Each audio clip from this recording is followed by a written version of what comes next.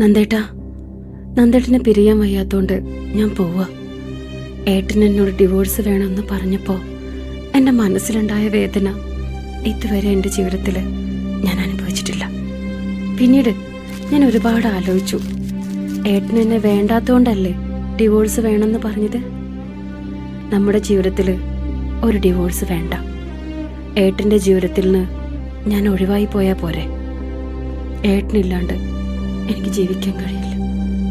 നന്ദേട്ടനെ എനിക്ക് ഒത്തിരി ഒത്തിരി ഇഷ്ടമാണ്. വിവാഹത്തിൽ എന്ന പോലെ ഇന്ന് ഞാൻ നിങ്ങളെ പ്രണയിക്കുന്നു. അതുകൊണ്ടാണ് ഈ വിവാഹദിനം തന്നെ ഈ യാത്രയ്ക്ക് ഞാൻ തിരഞ്ഞെടുത്തത്. ഏട്ടനെ എനിക്ക് ഒരുപാട് ഇഷ്ടമായിരുന്നു. നമ്മുടെ മോളെ പൊന്നുപോലെ നോക്കണേ. അച്ഛാ, അതെന്തോ സമയം തെറ്റിയല്ലോ.